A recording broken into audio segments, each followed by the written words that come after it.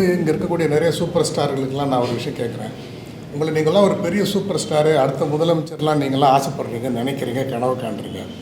அப்போ நீங்களாம் உண்மையிலே பெரிய சூப்பர் ஸ்டாராக இருந்தால் நீங்கள் என்ன பண்ணணும்? நீங்கள் மார்னிங் 10:30 மணி ஷோ, மத்தியானம் 2 மணி ஷோ, சனி ஞாயிறில் காலையில் 10 மணி ஷோ, இந்த மாதிரி ஷோவெல்லாம் தேட்டரில் போடுறதுக்கு நீங்கள் அலோவ் பண்ணணும். இல்லை நீங்கள் போட சொல்லணும். நான் தான் சூப்பர் ஸ்டாருங்க, நீங்கள் காலையில் 8 மணிக்கு போட்டாலும் சரி, 12 மணிக்கு போட்டாலும் சரி, 2 மணிக்கு போட்டாலும் சரி, எனக்காக ஜனங்க குவிவாங்கன்னு நீங்கள் சொல்லணும்.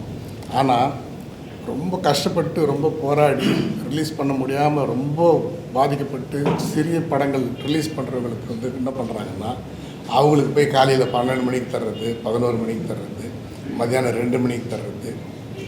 ஆனால் சூப்பர் ஸ்டார் நாங்கள் தான் எல்லாமே, அடுத்த முதலமைச்சர் நான் தான் அப்படின்னு சொல்கிறவங்களுக்கெல்லாம் போயிட்டு பார்த்திங்கன்னா ஈவினிங் ஷோ தர்றது, நைட் ஷோ தர்றது.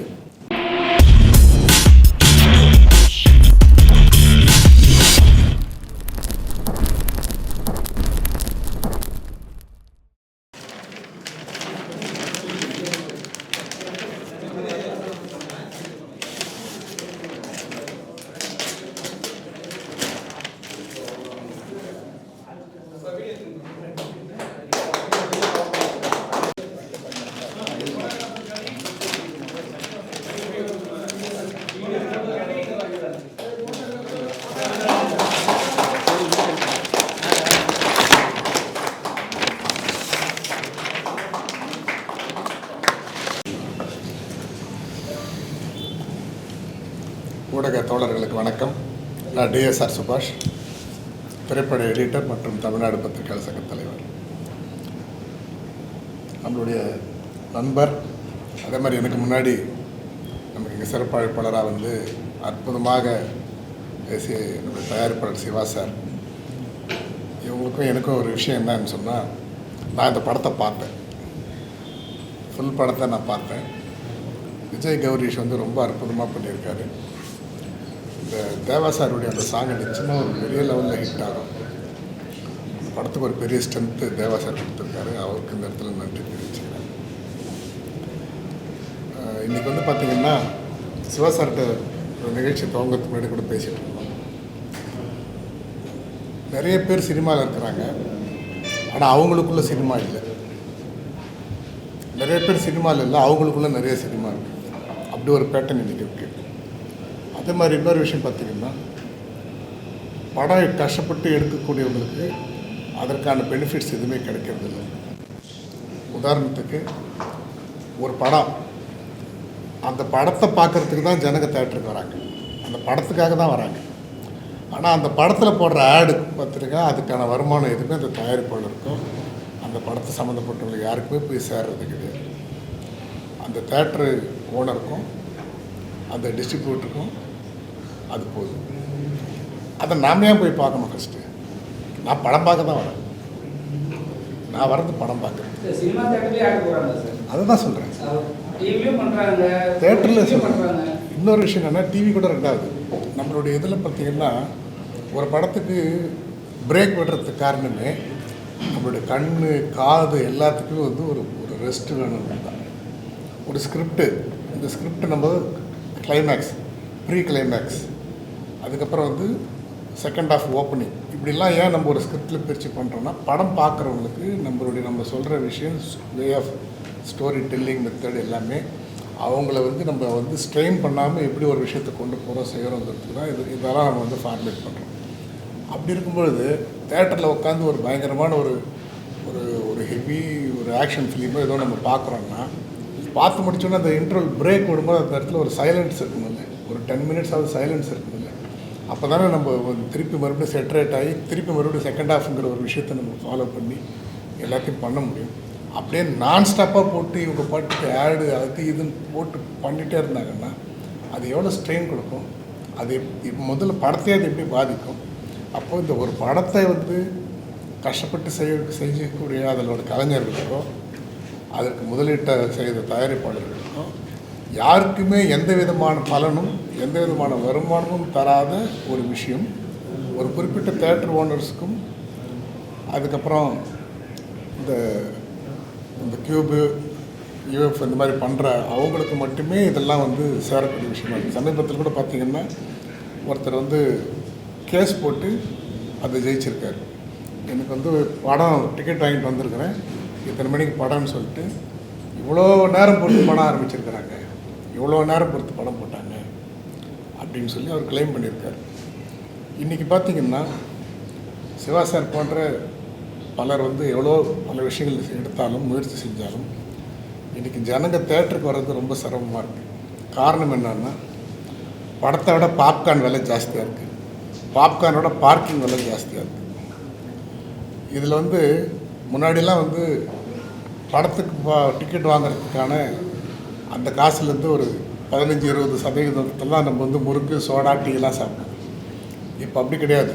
200 ரூபா டிக்கெட்னா ஒருத்தர் ஃபேமிலியோடு போனாங்கன்னா அவங்க படத்துக்கு 1000 ரூபா ஆகுதுன்னா ஸ்நாக்ஸ்க்கு 2000 ரூபா ஆகுது. படம் முடிஞ்சு பசங்களை கூட்டிகிட்டு மானத்தோடு வெளியில் வர முடியாது. நம்ம போகும்போது நேராக தேட்டருக்கு போயிடும். படம் முடிஞ்சு பசியில் பசங்களை கூப்பிட்டு வரும்போது பார்த்திங்கன்னா அது என்னென்ன போர்டு உள்ளெல்லாம் நுழைஞ்சு வரணுமோ, எப்படிலாம் வழி வரணுமோ அப்படிலாம் நம்மளை கடக்க வச்சு அந்த பசங்களை ஒரு மன வருத்தத்தோடு வெளியில் கொண்டு வர அளவுக்கு, நமக்கு ஒரு குற்ற உணர்ச்சியோடு பசங்களை கொண்டு வர அளவுக்கான ஒரு சூழல் தான் இன்றைக்கி காம்ப்ளெக்ஸ் எல்லா இடத்துலையுமே இருக்குது. அநியாயத்துக்கான ஸ்நாக்ஸுகள். இதில் என்ன ஆகுதுன்னா, நல்ல படங்கள், சிறிய பட்ஜெட்டில் வர படங்கள், புது ஆர்டிஸ்ட் படங்களை வந்து முன்னாடிலாம் வந்து எல்லா படத்தையும் போய் பார்க்கலாம், பார்த்துட்டு முடிவு பண்ணிக்குவோம். ஏன்னா அதுக்கு ஒரு பெரிய எக்ஸ்பென்ஸ் கிடையாது. அதனால் எல்லா படத்தையும் 4 படம் ரிலீஸ், ஒரு பொங்கலுக்கு 15 படம் ரிலீஸ் ஆகுதுன்னா 15 படத்தையும் ஒரு 10 படத்தையும் வந்து போய் பார்ப்போம். இப்போது ஒரு படத்துக்கு போகணுன்னு சொன்னாலே, அதுவும் ஃபேமிலியோடு போகணுன்னு சொன்னாலே கிட்டத்தட்ட 2000 ரூபா 3000 ரூபா ஒரு மிடில் கிளாஸ் ஃபேமிலிக்கு ஆகுதுன்னு சொல்லும்போது அவங்க உடனே என்ன பண்ணுறாங்க, படம் போகிறதுக்கு முன்னாடி ரிவ்யூ பார்க்குறாங்க, செலக்ட் பண்ணணும்னு நினைக்கிறாங்க, போகலாமா வேணாமான்னு டிசைட் பண்ணுறாங்க. ஒரு மாதத்துக்கு 4 படம், அது 2 படமாக குறைக்கிறாங்க, இல்லை ஒரு படம் போனால் போதும்னு நினைக்கிறாங்க. இதெல்லாம் வந்து நிறையா வந்து இந்த ஒரு தொழிலே வந்து அழிக்கக்கூடிய ஒரு சூழல் இங்கே இருக்குது. சினிமாவில் கஷ்டப்படுறவங்களுக்கு அதற்கான யாருக்குமே அதற்கான வருமானங்கள் வந்து போகிறதில்லை. ஒரு புக்மை ஷோக்கு தான் என்னுடைய காசு போகுது. நான் ஒரு படத்துக்கு டிக்கெட் வாங்குறேன்னா 30% அவங்களுக்கு போகுது. இப்போ நம்ம சிவா சார் கூட பேசும்போது சொல்லிட்டு இருந்தார், ஒரு ரயில்வே ரிசர்வேஷனுக்குன்னு ஒரு பர்சன்டேஜ் போகுதுன்னா ஒரு 6 டிக்கெட்டும் ஒன்றா பண்ணி அந்த 6 கூப்பனுக்கு சேர்த்து ஒரு இது. இங்கே அப்படி கிடையாது. இன்றைக்கி வந்து நான் வந்து ஆன்லைனில் டிக்கெட் புக் பண்ணுறோம், எங்கள் ஃபேமிலியிலேருந்து 10 பேர் போகிறோன்னு சொன்னால் 10 பேருக்கும் 10 காசு நான் வந்து அவங்களுக்கு பர்சன்டேஜ் கொடுக்கணும். இந்த மாதிரி ஒரு மோசமான ஒரு சூழல் இருக்குது. ஸோ படம் பண்ணுறவங்க, படம் எடுக்கிறவங்க, அவங்களுக்கான வருமானங்கிறது வந்து இல்லை. ஆனால் அதன் மூலமாக யார் யாருக்கோ அந்த சோர்ஸ்லாம் போகுது. இன்றைக்கி எப்படி ட்ராவல்ஸில் வந்து ரெட் பஸ்ஸுன்னு ஒருத்தருக்கு எல்லா பணமும் போதோ, பஸ் வச்சுருந்து மெயின்டைன் பண்ணவங்களாம் இன்றைக்கி எப்படி நடு ரோட்டில் நிற்கிறாங்களோ அந்த மாதிரி ஒவ்வொரு தொழிலாக இன்றைக்கி வந்துக்கிட்டு இருக்குது. இந்த மாதிரி படங்களுக்கு வந்து நிச்சயமாக எல்லாருமே சப்போர்ட் பண்ணணும். இன்றைக்கி வந்து ஆக்சுவலாக பார்த்திங்கன்னா சாமி கண்ணு வின்சென்ட் பற்றி நீங்கள் எல்லாம் கேள்விப்பட்டிருப்பீங்க. முதலாக வந்து அந்த ப்ரொஜெக்டரை கொண்டு வந்து இங்கே தான் அவர் தான் வந்து அதை ஃபஸ்ட்டு கொண்டு வந்தார். கோயம்புத்தூரை சேர்ந்தவர், திருச்சி பொன்மலையில் வேலை செய்யும்போது அவர் தான் கொண்டு வந்தார். அப்போ உலக நாடுகளில் அது ஒரு மேல்தட்டு மக்களுக்கான ஒரு விஷயமா, ஆடம்பரமான ஒரு விஷயமா இருந்த ஒரு சினிமாவை கொட்டகையில் கொண்டு வந்து டூரிங் டாக்கீஸ்னு கொண்டு வந்து பாமர அடித்தட்டு மக்களுக்கான ஒரு கலையை அவங்களும் அனுபவிக்கணுங்கிற ஒரு விஷயமா சினிமாவை மாற்றின ஒரு சாமிக்கண்ணு வின்சென்ட் போன்றவர்கள் கொண்டு வந்த அந்த கான்செப்ட் இப்போ மாறி இன்னும் கொஞ்ச நாள் இதே மாதிரி போச்சுன்னா பணக்காரர்கள் மட்டுமே தேட்டரில் போய் சினிமா பார்க்கக்கூடிய ஒரு சூழல் வந்துடும். சாதாரண மிடில் கிளாஸ் ஃபேமிலியில் இருக்கிறவங்கலாம் தேட்டருங்களில் போய் படம் பார்க்கவே முடியாதுங்கிற ஒரு சூழல் தான் அடுத்து உருவாகும். அதே மாதிரி நம்மளுடைய கடுக்கா படத்தினுடைய இந்த பத்திரிகையாளர் சந்திப்பில் தமிழ்நாடு பத்திரிகையாளர் சங்கத்தின் சார்பாக ஒரு கோரிக்கை நான் வைக்கிறேன். அது என்னன்னு சொன்னால், புரட்சி தலைவி ஜெயலலிதா அம்மா அவர்கள் இருக்கும் பொழுது அரசு திரையரங்கம்னு ஒரு கான்செப்ட் வந்து உருவாக்குறதுக்காக எல்லாம் ரெடி பண்ணாங்க. அது பண்ணி ஆல்மோஸ்ட் எல்லாம் இம்ப்ளிமெண்ட் ஆகி அது நடைமுறைக்கு வர்றதுக்கான ஒரு சூழலில் அவங்க சிக்காயிட்டாங்க. அதுக்கப்புறம் அது வந்து யாருமே அதை பற்றி இனிஷியேட் பண்ணாமல் அப்படியே விட்டுட்டாங்க. அதை வந்து இனி வரும் அரசு யாராக இருந்தாலும், இல்லை இப்போ இருக்கிற அரசு ஆகட்டும், அந்த மாதிரியான ஒரு அரசு திரையரங்கத்தை வந்து கொண்டு வரணும். அந்த மாதிரி கொண்டு வந்தால் எல்லா படத்துக்கும் தேட்டரு எதில் கிடைக்குதோ இல்லையோ இந்த மாதிரி அரசு திரையரங்குகளில் கம்பல்சரி எல்லாத்துக்குமே வந்து தேட்டர் கிடைக்கக்கூடிய ஒரு சூழல் கிடைக்கும். அதே மாதிரி இங்கே வந்து நிறைய ஹீரோஸு, நிறைய பெரிய பேனர்ஸு, கார்பரேட்ஸுடைய ஆதிக்கம், குறிப்பிட்ட சிலருடைய ஆதிக்கத்தினால என்ன ஆகுதுன்னா நிறைய படங்கள் வந்து ரிலீஸ்க்கே வர முடியாமல் போயிடுது. அப்படியே இன்னொன்று வந்து இங்கே இருக்கக்கூடிய நிறைய சூப்பர் ஸ்டார்களுக்கெல்லாம் நான் ஒரு விஷயம் கேட்குறேன். உங்களை நீங்களாம் ஒரு பெரிய சூப்பர் ஸ்டாரு, அடுத்த முதலமைச்சர்லாம் நீங்களாம் ஆசைப்படுறீங்க, நினைக்கிறீங்க, கனவு காண்றீங்க. அப்போ நீங்களாம் உண்மையிலே பெரிய சூப்பர் ஸ்டாராக இருந்தால் நீங்கள் என்ன பண்ணணும்? நீங்கள் வந்து மார்னிங் 10:30 மணி ஷோ, மத்தியானம் 2 மணி ஷோ, சனி ஞாயிறில் காலையில் 10 மணி ஷோ, இந்த மாதிரி ஷோவெல்லாம் தேட்டரில் போடுறதுக்கு நீங்கள் அலோவ் பண்ணணும். இல்லை நீங்கள் போட சொல்லணும். நான் தான் சூப்பர் ஸ்டாருங்க, நீங்கள் காலையில் 8 மணிக்கு போட்டாலும் சரி, 12 மணிக்கு போட்டாலும் சரி, 2 மணிக்கு போட்டாலும் சரி, எனக்காக ஜனங்க வந்து குவிவாங்கன்னு நீங்கள் சொல்லணும். ஆனால் ரொம்ப கஷ்டப்பட்டு, ரொம்ப போராடி ரிலீஸ் பண்ண முடியாமல் ரொம்ப பாதிக்கப்பட்டு சிறிய படங்கள் ரிலீஸ் பண்ணுறவங்களுக்கு வந்து என்ன பண்ணுறாங்கன்னா, அவங்களுக்கு போய் காலையில் 12 மணிக்கு தர்றது, 11 மணிக்கு தர்றது, மத்தியானம் 2 மணிக்கு தர்றது. ஆனால் சூப்பர் ஸ்டார் நாங்கள் தான் எல்லாமே, அடுத்த முதலமைச்சர் நான் தான் அப்படின்னு சொல்கிறவங்களுக்கெல்லாம் போயிட்டு பார்த்திங்கன்னா ஈவினிங் ஷோ தர்றது, நைட் ஷோ தர்றது, பிரைம் தேட்டர் தர்றது, அதுக்கு போய் வந்து ஃபுல்லாகக்கூடிய அளவுக்கு மினிமம் சீட்ஸ் இருக்கக்கூடிய தேட்டர் கெப்பாசிட்டி உள்ள தேட்டர்ஸ் தரும். சாதாரண வந்து ஒரு 100 பேர் கூட வருவாங்களான்னு தெரியாத போராடுறவங்களுக்கு எடுத்துமே ஒரு பெரிய தேட்டரில் போய் மதியானத்தில் போய் ஒரு ஷோவை கொடுக்குறது. அந்த ஒரு ஷோ இதில் ஓடுதுன்னு தெரிஞ்சு அந்த படம் நல்லா இருக்குன்னு கேள்விப்பட்டு அந்த டாக்கை தெரிஞ்சுக்கிட்டு போகிறதுக்குள்ளே அதை எடுத்துடுறது. அதுக்கப்புறம் அந்த படமே போயிடும், அப்புறம் கிடைக்காது. இந்த மாதிரியான ஒரு மோசமான ஒரு சூழல் வந்து இந்த இடத்துல உருவாகிட்டுருக்கு. இதே பார்த்திங்கன்னா மலேசியா போன்ற இடத்துக்கெல்லாம் பார்த்திங்கன்னா இப்போ வந்து யார் எடுத்துன்னு போயிட்டு ஃபஸ்ட்டு சர்டிஃபிகேட் சென்சார் பண்ணி ரிலீஸ்க்கு போய் கொடுக்குறாங்களோ அவங்களுக்கு தான் ஃபஸ்ட்டு தேட்டர் கொடுப்பாங்க. இப்போ வந்து கடுக்கா படத்தை விஜய் கௌரிஷ் எடுத்துன்னு போய், சார் என் படத்தை நான் ரிலீஸ் பண்ணுறேன், என் படம் ரெடி அப்படின்னு சர்டிஃபிகேட் எடுத்துன்னு போய் அங்கே போய் கொடுத்துட்டாருன்னா, இவருக்கு ஒரு நிமிஷத்துக்கு அப்புறம் போயிட்டு ரஜினி படமோ கமல் படமோ எடுத்துன்னு போய் கொடுக்குறாங்கன்னா, கடுக்கான்ற படத்துக்கு தேட்டர் கொடுத்து கடுக்கான்ற படம் எவ்வளோ நாள் ஓடுதோ, எத்தனை ஷோ ஓடுதோ, அதற்கு அப்புறம் தான் அது யாருடைய படமாக இருந்தாலும், அதுக்கு அது ராஜமௌலி படமாக இருக்கட்டும், அது மணிரத்ன படமாக இருக்கட்டும், அதுக்கப்புறம் தான் அதுக்கு தருவாங்க. அப்படித்தான் வந்து சிஸ்டம் இருக்குது. ஆனால் இங்கே அப்படி கிடையாது. வரும்போதே வந்து இது வருதுன்றதுக்காக அதை கொண்டு வரக்கூடாது, இது வரக்கூடாது. ஒரு காம்ப்ளெக்ஸில் இருக்குன்னாக்கா இது அதாவது வந்து தான் படம் எந்தளவு ஓடுது அப்படின்றது மட்டும் இல்லை, அதில் வேறு யார் படம்லாம் வருது, யார் படம்லாம் வரக்கூடாது, இதில் வரவே கூடாது, இதோட ஓவர்ஃப்ளோ இந்த படத்துக்கு போகக்கூடாது, இதில் ரிப்பீட் ஆடியன்ஸ் இதில் போகக்கூடாது, இதெல்லாம் டிசைட் பண்ணக்கூடிய ஒரு அராஜகான போக்கெல்லாம் வந்து இங்கே நடந்துகிட்ருக்கு. அதனால் எல்லாத்தையும் மாற்றணும். இந்த மாதிரி படங்கள் எல்லாத்தையும் வந்து தேட்டர்ஸ்க்கு எல்லோரும் சப்போர்ட் பண்ணணும். பர்டிகுலராக வந்து ஃபேமிலியோட ஆடியன்ஸ் வர்றதுக்கு வந்து தேட்டர் ரேட்ஸ்லேருந்து இந்த ஸ்நாக்ஸ் ரேட்ஸ்லேருந்து எல்லாத்தையும் வந்து குறைக்கணும். அதுக்கெல்லாம் ஒரு சொல்யூஷன் கொண்டு வரணும். ரொம்ப அருமையாக வந்து ரொம்ப கஷ்டப்பட்டு ஒரு படத்தை வந்து பண்ணியிருக்காரு. இந்த விஜய் கௌரிஷ் மாதிரி இருக்கிறவங்கள்கிட்ட இந்த சொசைட்டி சோஷியல் அந்த பார்வை சமூகத்துக்கு ஏதாவது செய்யணுங்கிற நோக்கம் கொண்ட ஒரு கலைஞராக வந்து விஜய் கௌரிஷ் இருக்கார். அதனால பார்த்திங்கன்னா இன்றைக்கி வந்து இந்த திரைப்படங்கள் மட்டும் இல்லாமல் நிறைய மாணவிகளுக்காக வந்து அவர் ஆர்கனைஸ் பண்ணுற விஷயங்கள், நிறைய ஊருங்களில் வந்து நிறைய திட்டங்கள், அவர் நிறைய விஷயம் சொல்லிகிட்டே இருக்கார். இது பண்ணணும், அது செய்யணும், அது பண்ணணும், இது பண்ணணும்னு. அதோட அந்த பாதிப்பு தான் பார்த்திங்கன்னா வந்து இந்த படத்தினுடைய பேஸ் ஒரு பெண்ணையும் சம்மந்தப்பட்டதுக்கு தந்தை பெரியார் அவர்களை ஒரு போஸ்டராக கொண்டு வந்து இன்றைக்கி ரிலீஸ் பண்ணியிருக்காரு.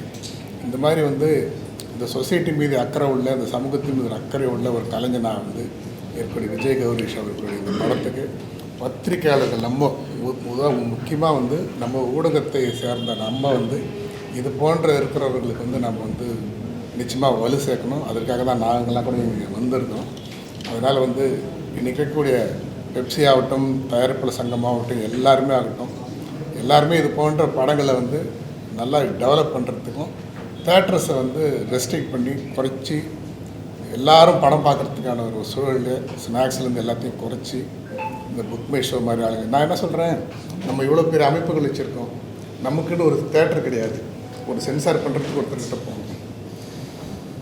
ஏன் ஒரு ஃபிலிம் ஃபெஸ்டிவல் நம்ம வேலை நடத்த முடியுது, அது தனியாக நடத்துகிறாங்க. அவங்க வந்து ஃபண்டு வாங்கி அவங்களுக்கு கவர்மெண்ட் சப்போர்ட் பண்ணி யாரோ ஒருத்தர் ஃபிலிம் ஃபெஸ்டிவல் நடத்துகிறாங்க. யாரோ ஒரு தனி நிறுவனம் வந்து ஒரு கியூப்புங்கிற ஒரு விஷயத்தை வச்சுக்கிட்டு மொத்த பணத்தையும் அவங்க கொள்ளடிக்கிறாங்க. நான் சொல்கிறேன், இவ்வளோ பெரிய இண்டஸ்ட்ரி இருக்கோம், நம்ம ஏன் இதெல்லாம் வந்து எல்லோரும் சேர்ந்து உருவாக்கக்கூடாது?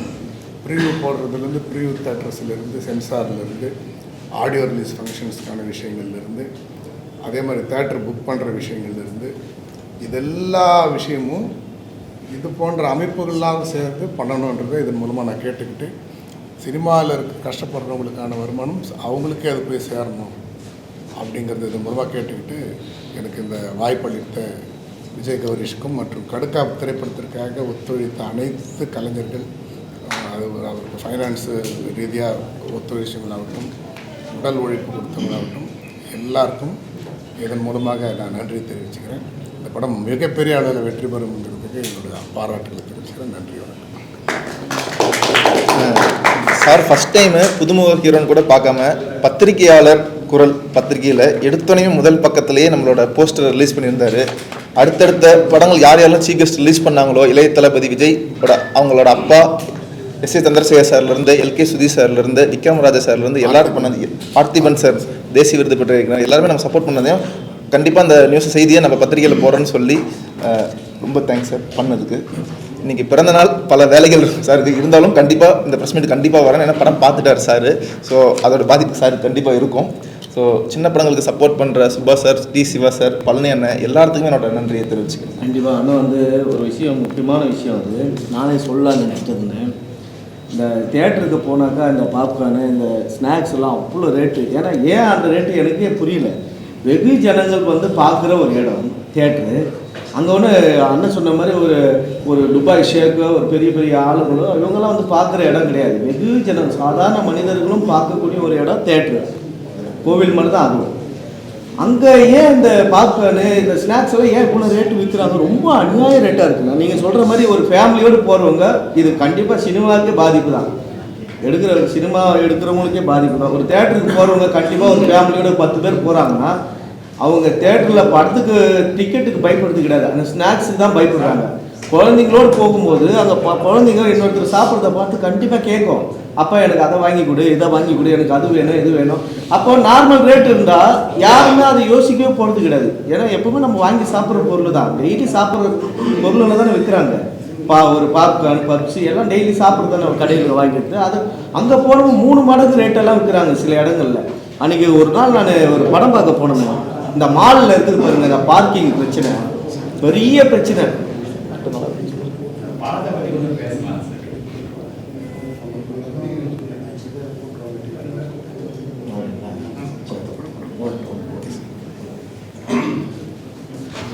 அண்ணன் பாட்டு பேர் லான்ச் பண்ணிடுறீங்களா? அண்ணா இப்போ நம்ம லாஸ்ட் ப்ரெஸ் மீட்டில் ஃபஸ்ட்டு ப்ரோமோ சாங் பார்த்துருப்பீங்க. இப்போ 2வது ப்ரோமோ சாங்கு ஒரு டைம் பார்த்து அண்ணா இப்போ லான்ச் பண்ண போகிறாரு. ஹைதராபாத்தில் ஷூட்டிங்கில் இருக்கிறாங்க. அடுத்தடுத்த ப்ரெஸ் மீட் எல்லாத்துலேயும் வராங்க, மொத்த டீமும் எல்லாருமே வராங்க. அடுத்த ப்ரெஸ் மீட் அடுத்த வெனஸ்டே நடத்துகிறோம். அதுக்கடுத்த ப்ரெஸ் மீட் அடுத்த, ஏன்னா உங்களால் தான் இப்போ சாங் ஹிட் ஆச்சு. ஸோ பத்திரிகை நண்பர்கள் எல்லாத்துக்கும் மிகப்பெரிய நன்றி. 10 லட்சம் தாண்டி ஒவ்வொரு இன்ஸ்டாலையும் வியூஸ் பிச்சுட்டு போய்கிட்டே இருக்குது. பொல்லாத பார்வை தேவா சார் சாங்கு, கெவின் டிகோஸ்டா, நிலவை பார்த்திபன் லிரிக்ஸ் ரைட்டரு, என்னாலே நம்ப முடியல. அப்புறம் தான் யோசிச்சேன், நீங்கள் லாஸ்ட் டைம் கொடுத்த ஆதரவு மிகப்பெரிய ஆதரவு தான் எனக்கு. ஸோ எங்கள் மொத்த டீமுக்கு, கடுக்கா திரைப்பட குழுக்கு, அதுவும் புதுமுக நடிகர் ஒரு விஜய் கௌரீஷ் அப்படின்னு ஒரு சின்ன நடிகர் நான் ஃபஸ்ட் டைம் வரும்போது நீங்கள் இவ்வளோ ஆதரவு கொடுப்பீங்க நான் எதிர்பார்க்கவே இல்லை சத்தியமாக. சரி நமக்கெல்லாம் எங்கள் ஆதரவு தர போகிறாங்க அப்படின்னு நினச்சிட்டு இருந்தேன்.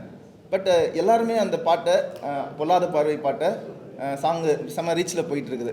ஸோ நான் ஃபஸ்ட்டு தேங்க்ஸ் சொல்லணும்னா கடவுளுக்கு அடுத்து, எங்கள் அப்பா அம்மாவுக்கு அடுத்து, தேவசருக்கு அடுத்து, மியூசிக்கு அடுத்து பத்திரிகை நண்பர்களுக்கு எனக்கு உண்மையிலேயே சந்தோஷமாக இருக்குது நீங்கள் எல்லாத்தையும் ரீச் பண்ணதுக்கு. நடிகர்கள் வந்து உங்களுக்கு தெரிஞ்சாலே இருக்காங்க, நீங்களே அவங்கள தாண்டி ஏன் இன்ஃப்ளூயன்ஸில் போயிட்டு நீங்களே பார்த்துருப்பீங்க, அது ஆபாசம் நடனம் ஆடுறவங்க, ஆபாசமாக பேசுகிறவங்ககிட்ட போய் நீங்கள் வந்து உதவி கேட்குறீங்க. நான் லாஸ்ட் டைமே சொன்ன மாதிரி தான், நீங்கள் உள்ளத்தை தான் பார்க்கணும், உள்ளாடையை பார்க்கக்கூடாது அப்படின்னு சொன்ன மாதிரி தான். நம்ம எப்பயுமே ஒரு நடிகரோ ஒரு இது ஆடும்போது அவங்களோட டேலண்ட்டை கண்டிப்பாக ஃபஸ்ட்டு நம்ம அவங்களுக்கு ஃபஸ்ட்டு பாராட்டணும். அந்த மாதிரி அந்த மாதிரி அவங்க மட்டும் சொல்லலை, இன்ஸ்டாகிராமில் எல்லாருமே இந்த மாதிரி நிறைய விஷயங்கள் பண்ணிகிட்டு இருக்கிறாங்க. ஏன்னா தமிழ் சினிமா என்னை சேர்த்து சொல்கிறேன், நான் என்னையும் சேர்த்து தான் சொல்கிறேன். அதனால ஒவ்வொரு டீ கடையிலையும் என்ன மாதிரி பல நடிகர்கள் வாய்ப்பு தேடி கோடம்பாக்கம் டீ கடையிலும் சரி சாலிகிராம் டீ கடை அலைஞ்சிட்டு இருக்கிறோம் கடந்த 10 வருஷமாக. ஓப்பனாக சொல்லணும்னா இந்த மாதிரி நம்ம 1 லட்சம் பேர் வயசு தொலைச்சிட்டு வெக்கத்தை விட்டுட்டு வாயை பொத்திக்கிட்டு அவமானத்தை சகிச்சுக்கிட்டு சோகத்தெல்லாம் அடக்கிட்டு எல்லாம் எனக்கு வாய்ப்பு கிடைக்குமான்னு அப்படிப்பட்ட வாய்ப்பு கிடச்சி தான் நானும் இங்கே வந்துட்டு இருக்கிறேன். தொடர்ந்து அவங்களும் இங்கே கண்டிப்பாக வருவாங்க, எனக்கு நம்பிக்கை இருக்குது. கூட இருக்கிற எல்லா நடிகர்களுமே வாய்ப்பு சார், அதுக்கு முதல்ல உங்களுக்கு வாழ்த்துக்கள். சரிங்களா? நீங்க வரதுக்காக நாங்கள் வாழ்த்துக்கள் நாங்கள் எப்பவுமே வரவேற்கிறோம். வளர்ந்து வர நடிகர்கள் நாங்கள் வரவேற்கிறோம். நான் என்ன கேட்குறேன்னா, நீங்களே பார்த்துருப்பீங்க, அந்த இன்ஃப்ளூயன்சர் தான் வந்து உங்களை நீங்கள் தான் ப்ரொமோஷன் கூட்டு வந்தீங்க. ப்ரொமோஷன் கூட்டு வந்து அவங்க தான் அந்த ஐடியா அவங்க சொன்னாங்க. சொல்லும்போது உள்ள போய் நம்ம செக் பண்ணும்போது உங்களோட நல்ல ஒரு படத்துக்கு அது மாதிரி ஒரு இன்ஃப்ளூயன்சர் சப்போர்ட் தேவையா? சார் அவங்க மட்டும் இல்லை சார், நாங்கள் தமிழ்நாடு மொத்தமே எனக்கு சப்போர்ட் பண்ணணும். நீங்கள் அவங்கள மட்டும் பர்சனலாக இது பண்ணுறீங்க. அவங்க வந்து எங்களோட ஃப்ரெண்டாக ட்ராவல் ஆயிட்டாங்க சார். அந்த ஒரு நோக்கத்துக்கு தான் அவங்க பண்ணது. இல்லைன்னா இருக்கிற எவ்வளோ பேரை விட்டுட்டு நம்ம ஏன் அவங்கள இது பண்ண போகிறோம்? ஸோ இதுதான் ஏன்னா ஆன் ஸ்க்ரீனில் வந்து ஆபாசமாக இருக்காங்கன்றதுக்காக அவங்க அந்த மாதிரி பர்சனோ இது கேட்டகரியும் கிடையாது. ஃப்ரெண்டு இல்லை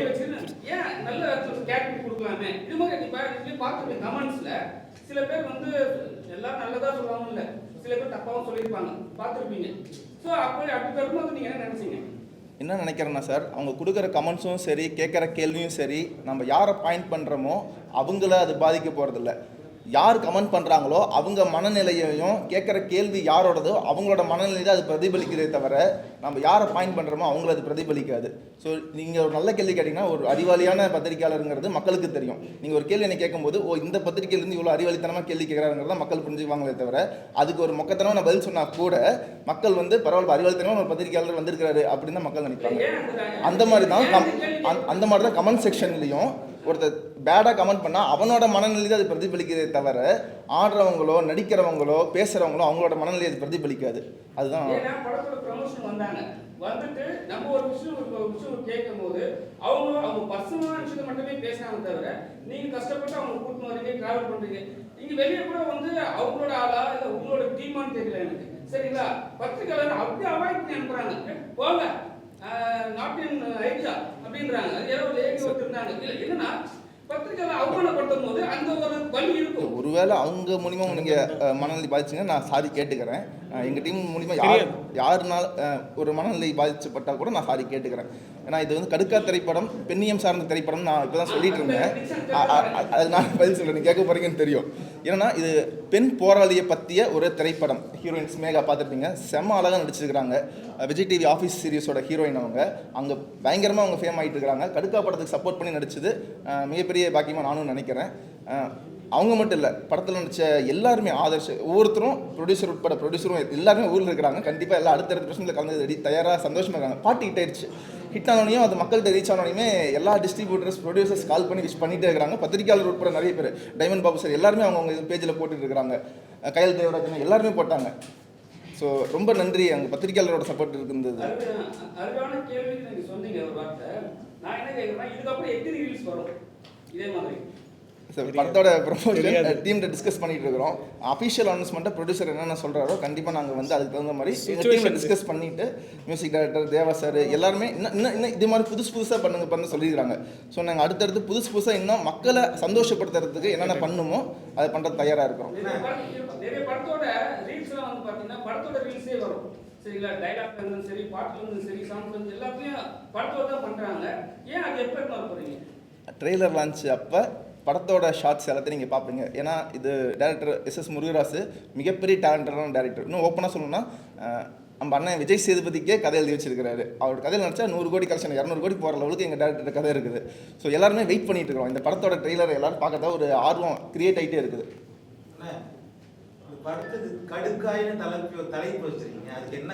நான் ஆல்ரெடி அந்த ப்ரெஸ் மீட் லாஸ்ட் பிரச்சனை சொல்லியிருந்தேன், நீங்கள் வரல.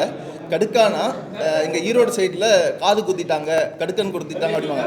மறுபடி கடுக்கா சொல்லிட்டாங்க. திருநெல்வேலி பஸ்ஸில் அல்வா கொடுத்துட்டாங்கன்னு சொல்லுவாங்கல்ல, அதானே அந்த மாதிரி ஒரு அந்த வார்த்தை மறுமுறை கடுக்கா கொடுத்துட்டாங்கன்னு வரும். ஸோ யாருக்கு கடுக்கா கொடுத்தாங்க அது வந்து படத்தை பார்த்தீங்கன்னா உங்களுக்கு புரிஞ்சிடும்.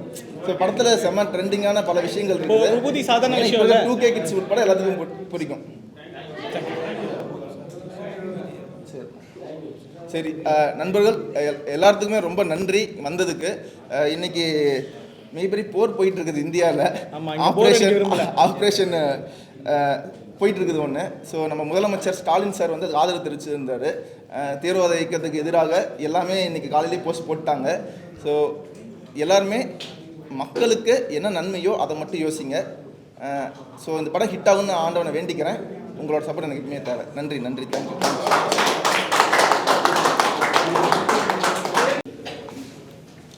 இந்த கடுக்கா திரைப்படம் வந்து ஒரு வித்தியாசமான எதிர்பார்ப்பு உருவாக்கிட்டு இருக்கு. இந்த படத்தின் நாயகனாக இருந்து எல்லாத்தையும் ஒரு ஆல்ரவுண்டராக வேலை பார்த்துட்ருக்கிற அன்பு தம்பி வந்து என்னுடைய பள்ளி தோழனின் மகன். ஈரோடுக்கு பக்கத்தில் கோந்தப்பாடின்ற ஒரு ஊரில் என்னோடு படித்த என் நண்பனுடைய மகன் ஒரு மெரெயின் இன்ஜினியராக இருந்து மெரெயினில் வேலை பார்த்துட்டு அதெல்லாம் விட்டுட்டு சினிமா மேலே ஒரு பெரிய காதலோடு வந்து அவனே போராடி ஒரு ஒரு வித்தியாசமான அப்ரோச் ஒன்று பண்ணுறாங்கன்றது மட்டும் எனக்கு அதில் புரிஞ்சுது. நான் முழுசாக இன்னும் படம் பார்க்கல. அந்த பாடலை எடுக்கும் விதம், இதை ப்ரொமோட் பண்ணுற விதம், அதை அப்ரோச் பண்ணுற விதம், அவனுடைய போராட்டம் எனக்கு ரொம்ப பிடிச்சிருக்கு. கண்டிப்பாக வந்து ஒரு வித்தியாசமான சினிமாவை வர்றதுக்கான வாய்ப்புகள் நிறையா இருக்குன்னு நான் நம்பிக்கையோடு இருக்கேன். நண்பனின் மகன் அப்படின்னா மட்டும் நான் வரல. அவன் சொல்கிற ஒரு விஷயமும் கொஞ்சம் ரொம்ப க்ரியேட்டிவாக ஒரு இன்னோவேட்டிவாக இருக்குது. அதனால் வந்து கண்டிப்பாக வந்து அந்த சிறிய முயற்சிகளுக்கு ஆதரவு கொடுக்கணும். சிறிய படங்கள் எதுவாக இருந்தாலும் நம்ம ஆதரிக்கிறோன்றது குறிப்பாக நான் வந்து நடப்பு தயாரிப்பாளர் சங்கத்தில் இது மாதிரி படம் எடுக்க வரவங்க ரொம்ப முடிஞ்ச வரைக்கும் என்கரேஜ் பண்ணி அவங்களுக்கு என்ன மாரல் சப்போர்ட் கொடுக்க முடியுமோ கொடுத்து அவங்களுக்கு ஏதாவது ப்ராப்ளம் வந்தால் சால்வ் பண்ணி பண்ணுறதுல நாங்கள் ரொம்ப கீனாக இருக்கோம். அந்த வகையில் கடுக்கா திரைப்படம் வந்து ஒரு நல்ல திரைப்படமாக வர்றதுக்கான வாய்ப்புகளோடு வந்துக்கிட்டு இருக்கு.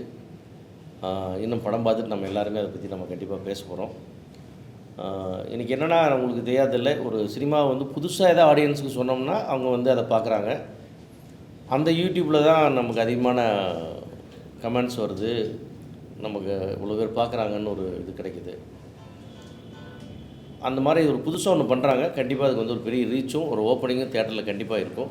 அதுக்கு நீங்கள் வந்து ஒரு புதுமுகம், ஒரு அறிமுகமாக வர்றான், இவ்வளோ பெரிய ஒரு மெரெயின் இன்ஜினியர் வந்துட்டு நம்ம சினிமா மேலே இவ்வளோ காதல் கொண்டு வரக்கூடிய நம்முடைய சகோதரனுக்கு நம்ம எல்லோரும் கை கொடுக்கணும், தோள் கொடுக்கணும்னு உங்களை எல்லாத்தையும் வேண்டி விரும்பி கேட்டு இந்த ப்ரொமோஷன் நீங்கள் எல்லாம் நிறைய சப்போர்ட் பண்ணுங்கள். படம் பார்த்துட்டு இதில் நம்ம நிறைய பேசுவோம்னு நினைக்கிறேன். Thank you all, thanks for coming. இல்லை சார், சிறு படங்களில் நான் என்ன பண்ணுறோம்னா அந்த க்யூப் சார்ஜஸ் நம்ம கொஞ்சம் குறைச்சி பேசி நம்ம கொஞ்சம் ஸ்பெஷல் ரேட் ஒன்று உங்களுக்கு வாங்கி கொடுக்குறோம். அந்த மாதிரி வந்து இவ்வளோ ஸ்க்ரீன் கம்மியாக ரிலீஸ் பண்ணுற படங்களுக்குன்னு ஒரு ஆப்ஷன் க்ரியேட் பண்ணி வச்சுருக்கிறோம். அதே மாதிரி வந்து பெப்சியோட வந்து எங்களுக்கு ஒரு பெரிய டைப் இருக்குது. சிறு முதல் அதாவது 6 கோடிக்கும் கீழே எடுக்கிற படங்களுக்குன்னு சொல்லி கிட்டத்தட்ட ஒரு 15 ஃபெசிலிட்டிஸ் நம்ம க்ரியேட் பண்ணி வச்சுருக்கிறோம். அது வந்து இப்போ சண்டேயில் ஒர்க் பண்ணால் டபுள் கிடையாது, ட்ராவல் பண்ணால் டபுள் கிடையாது, அப்புறம் இத்தனை பேரை வச்சு தான் வேலை செய்யணும் கட்டாயம் கிடையாது. நீங்கள் எவ்வளோ பேர் வேணால் வச்சு வேலை செய்யலாம், எந்த கிராஃப்ட்டும் இல்லாமல் வேலை செய்யலாம். நீங்கள் மேக்கப் மேன் வச்சுட்டு தான் ஷூட்டிங் போடணுன்றது ஜென்ரல் ரூல். ஆனால் இந்த படங்களுக்கு அது மாதிரி வேண்டியதில்லை. உங்களுக்கு மேக்கப் தேவையில்லை, மேக்கப் வேண்டாம். காஸ்டியூமர் தேவையில்லை, காஸ்டியூமர் வேண்டாம். ஆர்டிஸ்ட் தேவையில்லை, தேவையில்லை. உங்களுக்கு என்ன தேவையோ அதை மட்டும் வச்சுட்டு படப்பட்டு படுக்கலான்ற வசதியை நாங்கள் சிறுபட தயாரிப்பாளர்களுக்காக உருவாக்கி வச்சுருக்கோம். அதுதான் பெரிய பெனிஃபிட் நம்ம நிறைய பண்ணி கொடுக்குறோம்.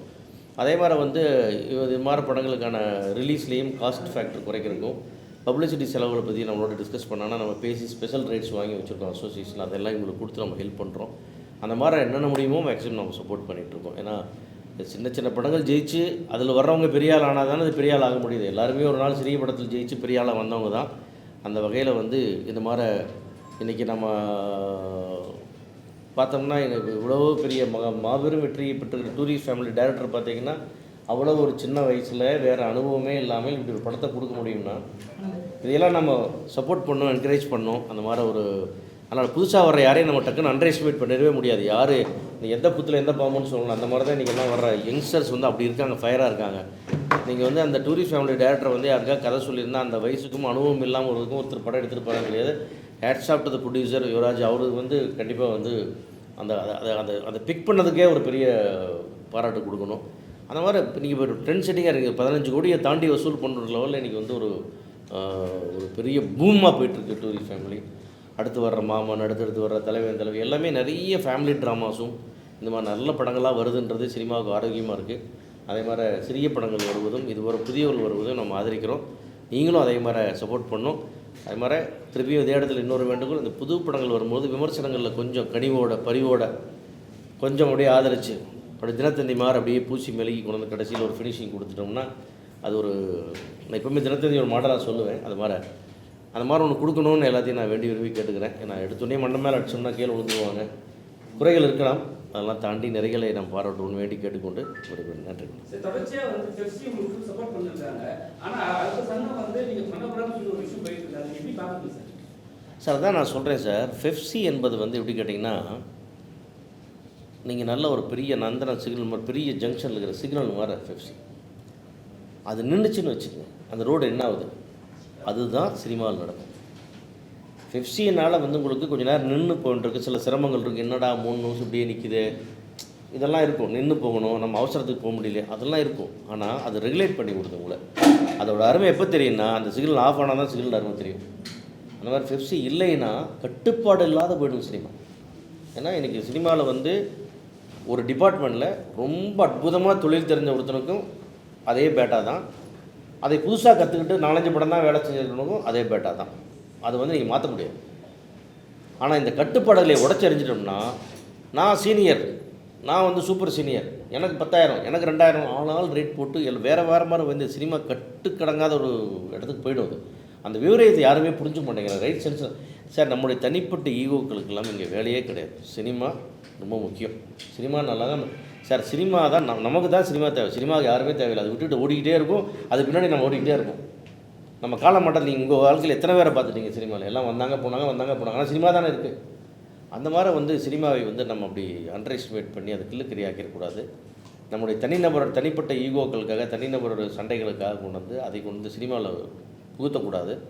இது கண்டிப்பாக சிஸ்டமேட்டிக்காக நடக்க வேண்டிய ஒரு தொழில். அது ரொம்ப சிஸ்டமேட்டிக்காக பண்ணுறதுக்கும் அதனால தான் வந்து பெப்சியோட இணைந்து அவங்களுடைய அந்த பிஎஃப் இஎஸ்ஐக்கெல்லாம் நாங்கள் சப்போர்ட் பண்ணி அதை கொஞ்சம் காஸ்ட் கூட ஆனால் கூட சிஸ்டம் வருது. இப்போ உள்ளுக்குள்ளே நான் சிஸ்டமேட்டிக்காக இருந்த சினிமா சிஸ்டமேட்டிக் சினிமாவாக மாறுது. பெப்சியே சிஸ்டமேட்டிக்காக மாறுது. அதை பற்றி பெப்சியில் நிறைய விளக்கம் கொடுத்துருக்காங்க. இதையெல்லாம் நம்ம ரைட் சென்ஸில் புரிஞ்சுட்டு எல்லோரும் ஒற்றுமையாக வேலை செஞ்சு எங்களுக்கு எந்த விதமான யூகம் இல்லை. எல்லா நேரத்திலையும் யாருக்கு விட்டாலும் முதல் ஆளாக பேச்சுவார்த்தைக்கு போய் நிற்கிறது எங்களுடைய நடப்பு தயாரிப்பாளர் சங்கம் தான். முழுமையாக ஈடுபடுத்திக் கொள்வதும் எங்களுடைய சங்கம் தான். பெப்சியோட 100 நாள் பேச்சுவார்த்தைனா 100 நாளைக்கும் நாங்கள் தான் கலந்து பேச்சுவார்த்தை நடத்துகிறோம். ஆனால் அந்த பேச்சுவார்த்தையில் கையெழுத்து போடுற உரிமையை கூட நாங்கள் எடுத்துக்கிறது இல்லை. அதை எங்களுடைய தாய் சங்கத்துக்கு தான் கொடுக்குறோம். இப்படி எல்லா விதமான மரியாதைகளையும் உரிமைகளையும் கொடுத்து தான் பழகிறோம். அதே மீறி இதில் சில மன வருத்தங்களும் சில தனிநபர் பகைகளும் வந்துட்டுருக்கு. அது காலம் அதை சீக்கிரம் சரி செய்யணும் நம்புறேன். அதர் லாங்குவேஜ் படங்கள், ரீலீஸ் படங்கள் வந்து இப்போ சின்ன படங்களை வந்து வெளியிட விடாமல் தவிர்க்கிறாங்கன்னு சொல்கிறாங்க. அது எப்படி பார்க்குறீங்க சார்? எது புரியல? ஏன்னா அதர் லாங்குவேஜ் படங்கள் வருது சார். இந்த போன வாரம் வந்து அது மாதிரி வருது. இப்போ வந்து ரீலீஸ் படமும் பண்ணுறாங்க. இதுமாதிரி சின்ன சின்ன படங்கள் வந்து அது வாய்ப்பு எடுத்துடுறாங்களே, ஏன் மறுபடியும் கேட்க மாட்டீங்களா? இல்லை சார், அது நீங்கள் வந்து நம்ம வந்து சினிமாவுக்கு வந்து லாங்குவேஜ் பேரியர் ஸ்டேட்டு இதெல்லாம் கிடையாது. இப்போ நம்மளோட தமிழ் படம் வந்து அங்கே வந்து ரிலீஸ் பண்ண விட மாட்டாங்க. நிறையா பண்ணுறாங்களே நம்ம ஸ்டேட். நம்ம தமிழ் கம்மியான அதாவது நீங்கள் தெலுங்குலேருந்து பார்த்தீங்கன்னா ஒரு 4 ஹீரோ படம் தான் எங்கள் டப்பாய் ரிலீஸ் ஆகும். மீதி படம்லாம் எல்லா ஹீரோ படம் எங்கள் டப்பாய் ரிலீஸ் ஆகுதா? ஒரு 4-5 ஹீரோ தான் அந்த ஒரு சின்னோண்டு ஆடியன்ஸ் வேறு. இங்கே வந்து நமக்கு தெலுங்கு, குறிப்பாக சென்னையில் வந்து உங்களுக்கு தெலுங்கு ஆடியன்ஸ் அதிகம், தெலுங்கு பேசக்கூடிய மக்கள் அதிகம். அதனால் வந்து அந்த படங்களுக்கு ஒரு ரெஸ்பான்ஸ் இருக்கிறனால இங்கே ஒரு ரெவன்யூ இருக்குன்னு அதை கொண்டு வர்றாங்க. அதுக்கு நம்ம ரொம்ப கம்மி தியேட்டர்ஸ் தான் கொடுக்குறோம். நீங்கள் வந்து ராஜமௌழி சார் படங்கள் மாதிரி மிகப்பெரிய படங்கள் தான் வந்து ஸ்ட்ரைட் படம் ரிலீஸ் மாதிரி வந்து நம்மளை அட்டாக் பண்ணதே தவிர மீதி படங்கள்லாம் வந்து ஒரு சின்ன கம்மி தியேட்டர்ஸ் உள்ளது. சென்னையிலே ஒரு 10 ஷோ ஓடுனா பெரிய விஷயம். அந்த மாதிரி தான் போகுது. அது பாதிக்கிறது இல்லை. நம்மளும் அங்கே போகிறோம், அவங்களும் இங்கே வர்றாங்க. இது வந்து ஹிந்தி படம் வருது, நம்ம இப்போ நம்ம வந்து பேன் இண்டியா ரிலீஸ்னு சொல்கிறோம். எப்படி பேன் இண்டியா பண்ணுறோம்? நம்முடைய படங்கள் அங்கே அந்த லாங்குவேஜ் பேரியெல்லாம் பண்ணோம்னா அப்புறம் நம்ம படங்கள் போகும்போது அங்கே இடிச்சிடும். அதனாலலாம் பாதிச்சு சார். உண்மையை சொல்லுங்களா, நல்ல படம் ஓடிட்டே தான் இருக்குது. அது சின்ன படம் பெரிய படம், நீங்கள் ஒரு பெரிய படம் சின்ன படம் தான் ரிலீஸ் ஆகுது. ஆனால் இன்றைக்கி சின்ன படம் 15 கோடியை தாண்டி ஓடிக்கிட்டு இருக்கு. ஒரு பெரிய வேர்ல்டு ரெக்கார்டு கிரியேட் பண்ணிருக்கு. டூரிஸ்ட் ஃபேமிலி வந்து அவ்வளோ பெரிய ஹிட்டு, மெகா பிளாக் பஸ்டர். ஏன்னா அப்படியே ஃபேமிலியே வருது. அதான் சொன்னேன், ஒரே ஒரு குடும்பத்தை ஒரு தெருவுலேருந்து வர வச்சுருங்க உள்ள தேட்டருக்குள்ளே, அந்த தெருவை கூட்டு வர வேலையை அவங்க பார்த்துக்குவாங்க. அதுதான் டூரிஸ்ட் ஃபேமிலியில் நடந்துகிட்ருக்கு. இதைத்தான் நாம் செய்யணும். அந்த மாதிரி படங்கள் எடுக்கணும். நாம் ஒரே ரத்தம் சதையமாக போட்டு கலாரி பண்ணிட்டு இருந்தோம்னா அது கொஞ்சம் கஷ்டமாக தான் இருக்குது நம்மளுக்கே குடும்பத்தோடு பார்க்கும்போது. அதனால் நல்ல சந்திப்பு இது, நல்ல கேள்விகள் கேட்டீங்க. கண்டிப்பாக ஆரோக்கியமான சினிமாவை நோக்கி போவோம். இந்த படத்தில் ஹீரோக்களோட சம்பளத்தை தாண்டி இயக்குநர்களோட சம்பளம் வந்து ப்ராசஸ் ஆகிட்டு ஹையஸ்ட் ஆகிட்டே இருக்கு. இதுக்கு என்ன காரணம்னு நினைக்கிறீங்க? இப்போ ஹீரோக்கு இணையாக இயக்குனர் சம்பளம் கேட்க ஆரம்பிச்சிட்டாங்க. ஸோ முன்னாடி உள்ள காலகட்டங்கள் நீங்க இருக்கக்கூடிய காலகட்டங்கள் அது இல்லை. இப்போ லேட்டஸ்டா அது மாறி இல்லை அதெல்லாம் நாங்கள் நிறையா மாற்றிருக்கிறோம். நாங்கள் நடப்பு தயாரிப்பாளர் சங்கமும் இயக்குனர் சங்கமும் பெப்சியோடு இணைஞ்சு ஒரு ஒப்பந்தம் போட்டிருக்கோம். அதெல்லாம் தான் சொன்னேன். இதெல்லாம் தான் நிறைய மாற்றங்கள் கொண்டு வந்துகிட்டே இருக்கும். அது வந்து தவறாகவே சித்தரிக்கப்பட்டு இது ஒரு தேவையில்லாமல் ஈகோவாக போயிட்டுருக்கு. நாங்கள் அந்த மாதிரிலாம் யோசிக்கிறது இல்லை. இயக்குனர் சங்கத்தோட இப்போ நாங்கள் போட்டுக்கிற ஒப்பந்தம் என்னென்னு கேட்டிங்கன்னா, இயக்குனர்களுக்கு எப்போ எவ்வளோ சம்பளங்கிற ரேஷியோ போட்டிருக்கோம். அந்த படத்தோட பட்ஜெட்டில் இயக்குனர் கையெழுத்து பண்ணணும். அந்த பட்ஜெட் மீறிச்சுன்னா இயக்குனர் பொறுப்பு இருக்குது. அதே மாதிரி வந்து அந்த படத்துடைய லாப நஷ்டத்துலேயும் நாங்கள் வந்து இயக்குனர் உள்ளே கொண்டு வந்திருக்கிறோம். பர்சன்டேஜ்லேயும் ஒர்க் பண்ணலாம். இப்படி நிறைய இயக்குனர்களை டைரெக்டாக இன்வால்வ் பண்ணியிருக்கோம் ப்ரொடக்ஷனில். நாங்கள் புதுசாக ஒரு 10 இயக்குனர்கள் தான் முன்னணி இயக்குனர்கள், அவங்களே நம்ம கட்டுப்பாட்டில் வருவாங்க. வர்ற இயக்குனர் சங்கமே கையெழுத்து போட்டாச்சு எங்களோட. இயக்குனர் சங்கம் சார், இயக்குனர் சங்கம் என்பது ஒரு கட்டுப்பாடான சங்கம். நீங்கள் கேள்விப்பட்டிருப்பீங்க. அதில் இருக்கிற எல்லாருமே பெரிய டைரக்டர்ஸ் தான் இருக்கிறவங்களும். அது மாதிரி அவங்க சொன்னால் எல்லாருமே அவங்க கேட்பாங்க. அது அவங்க எல்லாரும் அவங்க ஜெனரல் பாடி மீட்டிங் போட்டு எல்லா டைரக்டர்ஸையும் கூட வச்சு பேசி ஒரு படத்துக்கு எப்படியெல்லாம் பண்ணணும், எப்படி ப்ரொடியூசரை சேவ் பண்ணணும், இப்போ ஒரு ஃபுட்டேஜ் யார் ஃபைனலைஸ் பண்ணணும், ஒரு படத்தோடைய ரிலீஸை யார் டிசைட் பண்ணணும், இந்த படத்தில் வந்து நாளைக்கு வந்து டிஜிட்டலில் விற்கும்போது அவங்க சில கண்டிஷன்ஸ் கேட்டால் அதை அவங்க மாற்ற சொன்னால் நீங்கள் மாற்றி கொடுக்கணும். இப்படி ப்ரொடியூசர்ஸுக்கான எல்லா சிலைகளையும் உருவாக்கி எனக்கு இவ்வளோ தான் ஃபுட்டேஜ் வரும்னு ப்ரொடியூசர் சொன்னால் அந்த ஃபுட்டேஜ் தான் டைரக்டர் கொடுக்கணும் அப்படிங்கிற அளவுக்கு நாங்கள் அவங்களோட பேசி என்னோட நிலைமைகளை புரிய வச்சு கன்வின்ஸ் பண்ணி அந்த அக்ரிமெண்ட் சைன் பண்ணியிருக்கோம். அதனுடைய அடிப்படையில் தான் இனிமேல் வந்து நாங்கள் செயல்பட போகிறோம். அதனால தான் இந்த மறுசீரமைப்புன்னு சொல்லி ஒரு கையெழுத்து போட்டது நாங்கள் காரணம் என்னன்னு கேட்டிங்கன்னா, இதுக்காக பல மாதங்கள் வெயிட் பண்ணோம், எல்லோரும் சேர்ந்து பண்ணணுன்ட்டு. அது சில ஒற்றுமை நடக்காதனால சரி நம்மளே ப்ரொசீட் பண்ணணும்னு சொல்லி நாங்கள் அதை பண்ணியிருக்கிறோம். அதன் அடிப்படையில் பார்த்தீங்கன்னா இயக்குனருடைய சம்பளம் வந்து கட்டுப்படுத்துகிறோமோ இல்லையோ, இயக்குனருடைய மோட் ஆஃப் பேமெண்ட்ஸை கட்டுப்படுத்துகிறோம், பட்ஜெட்டை கட்டுப்படுத்துகிறோம். சார், இதுக்கு பிரச்சனையே வந்து சம்பளம் அல்ல, பட்ஜெட். நீங்கள் வந்து நம்ம சம்பளம் மொத்தமாக வந்து 10 கோடி ஆகுதுன்னு சொல்லி வேலை வாங்கும்போது அந்த 10 கோடியில் அது நிற்கும். அந்த 10 கோடி ஏறவே போடலாம். ஆனால் இன்னொரு 10 கோடியில் படம் எடுக்கலாம். அந்த 10 கோடி 15 கோடி ஆகும்போது தான் பிரச்சனை வருது ப்ரொடியூசர்ஸுக்கு. ரிலீஸ் நீங்கள் அவங்க மாட்டிக்கிறாங்க. அது இல்லாமல் பட்ஜெட்டுக்குள்ளே பட்ஜெட்டோட ரெஸ்பான்சிபிலிட்டி வந்து டைரக்டர் மேலேயும் கொண்டு வர்றோம். இது மாதிரி நிறைய மறுசீரமைப்பு பண்ணியிருக்கோம். இன்னொரு சந்திப்பில் நம்ம விரிவாக பேசுவோம். ஆமாம், ஏன்னா நம்ம வந்து ஒரு சிறிய படம், இந்த கடுக்காயை வந்து நம்ம வந்து கடுக்காயாக விட்டுலாமல் ஒரு பெரிய காயாக நம்ம மாற்றி காட்டணும். அதனால் அந்த விஷயங்களை நம்ம கொஞ்சம் முன்னிலைப்படுத்தணும். இது ஒரு தனி ஈவெண்ட்டாக கூட நம்ம பண்ணலாம். நாங்கள் நடப்பு தயாரிப்பு சங்கத்தில் ஒரு ப்ரெஸ் மீட் வச்சு ஒரு சோஃபார் என்னென்னு ஒரு எக்ஸ்ப்ளனேஷன் பண்ணுற ஐடியா இருக்குது எங்களுக்கு. அந்த சந்திப்பில் நம்ம விளக்கமாக ஒரு ஃபுல்லாக ஒரு டெமான்ஸ்ட்ரேஷனே ஒன்று கொடுக்க போகிறோம். என்னெல்லாம் நடந்திருக்கு, என்னெல்லாம் இண்டஸ்ட்ரி டெவலப்மெண்ட்டு. அதேமாரி இந்த படத்தை சப்போர்ட் பண்ணுறதும், இந்த நீங்கள் பார்த்துருப்பீங்க இந்த வீடியோவில், இவ்வளோண்டு வீடியோவில் என்னென்னமோ சேஞ்சஸ்லாம் பண்ணுறான் பையன் டக்குன்னு. இப்போ நாங்கள் பார்க்க வளர்ந்த பசங்க திரும்ப பையன் இருந்தால் அவன் திருப்பி பார்த்து என்னென்னமோ பண்ணுறான். இங்கடா மெரைன் இன்ஜினியர் படிச்சுக்கணும், யார் அதெல்லாம் சொல்லி கொடுத்தானே தெரியல. ஸோ நேச்சுரலாக ஒரு க்ரியேட்டிவிட்டி ஒன்று இருக்குது இன்றைக்கி பசங்களுக்கு. சோசியல் மீடியாவும் உங்களுக்கு அவ்வளோ சப்போர்ட்டாக இருக்குது. அதனால் இந்த கடுக்கா படத்துக்கு வந்து நீங்கள் முழு ஆதரவை கொடுங்க. படம் நல்லா இருந்தால் நிச்சயமாக நம்ம எல்லோரும் பாராட்டி கொண்டாட போகிறோம். அது ஒரு டூரிஸ்ட் ஃபேமிலியாவோ, அது ஒரு குடும்பஸ்தனாவோ, அது ஒரு அடுத்த ஒரு வெற்றி படமாக வர்றதுக்கு எல்லாம் வாய்ப்பு இருக்குது. அது நம்ம அவங்க வரவேற்போம், வாழ்த்துவோம்னு வேண்டி கேட்டுக்கிறேன். தேங்க்யூ. சாருக்கு எனக்கு இப்போ டாக்டர் அப்பாயின்மெண்ட்டு, அவர் உடல்நிலை சரியில்லை. பட் அதையும் மீறி ஒரு சின்ன படத்துக்கு சப்போர்ட் பண்ண வந்திருக்காருன்னா சாரோட மனசு நீங்கள் எல்லாரும் உங்களுக்கு ஏதாவது தெரியல. எல்லாரும் இப்போ எல்லாம் இவனோட தான் சுற்றிட்டு இருக்கேன் நாங்கள் ஒரு 20-30 வருஷமாக. அதனால ரொம்ப தேங்க்ஸ் சார், ரொம்ப நன்றி. ரைட், இப்போ எல்லாம் பிரச்சனை இல்லை, நல்லா பண்ணுங்கள். நம்மளை எல்லாம் பார்த்துக்க, எல்லாத்துக்கும் மெட்டீரியல் கொடுங்க, நல்லா ப்ரொமோட் பண்ணுங்கள். கண்டிப்பாக சார், நம்ம தான் எல்லாம் பண்ணுறேன். நான் வந்து கேட்டால் அந்த பாருங்க, நம்ம செல்லாம் வந்து இந்த பார்த்தீங்கன்னா இந்த ஒரு புக்கிலலாம் அவங்க ப்ரொமோஷன் கொடுக்குறோம். இது கொடுக்குறோம்னா அந்த மாதிரி ஒரு சின்ன படங்கள் வரும்பொழுது நிறையா செய்யணும். இது வந்து இந்த புக்கை வந்து நாங்கள் நடத்த ஆக்டிவ் ப்ரொடியூசர்ஸில் போடுறோம்னா இந்தியா ஃபுல்லாக போகுது. இங்கிலீஷில் போடுறதில்ல, இந்தியாவில் இருக்கிற அவ்வளவு அசோசியேஷன்ஸ், எல்லாம் all state associations, all top directors, எல்லாரும் நாலேஜுக்கும் இதை கொடுத்துட்டு போகிறோம். ஏன்னா எல்லாமே ஃப்ரீ தான், காம்ப்ளிமெண்ட்ரி தான். எல்லாமே கம்ப்ளீட் கொரியர் வரைக்கும் பண்ணி எல்லாத்துக்கும் நம்ம வந்து கண்டு கொடுக்குறோம். கொடுக்காத இது ரீச் ஆகாத ஆளே இந்தியன் சினிமாவில் முக்கியமாக அசோசியேஷன்ஸ் கிடையாது. இன்க்ளூடிங் டிஸ்ட்ரிபியூட்டர், எக்ஸிக்யூட்டர் எல்லாரையும் சேர்த்து சொல்கிறோம். ப்ரொடியூசர் அசோசியேஷன் எல்லாமே அனுப்புகிறோம். அதனால் ஒரு பெரிய ரீச் போயிட்டுருக்கு. இதில் வரும்போது கண்டிப்பாக வந்து ஒரு அகில இந்திய அளவில் அவங்களுடைய பார்வை கவனம் இதில் வரும். அதனால தான் எல்லாம் பண்ணி கொடுக்குறோம். தேங்க்யூ. இந்த புக்கு கூட நீங்கள் யாராவது வேணா சொல்லுங்கள், நீங்கள் ஆஃபீஸில் கண்டிப்பாக கொடுக்குறேன். நீங்கள் வந்து இல்லை ஆக்டிவ் ப்ரொடியூசர் அசோசியேஷனில் நீங்கள் வந்து இண்டிவிஜுவலாகவும் சரி யார் வேணால் நீங்கள்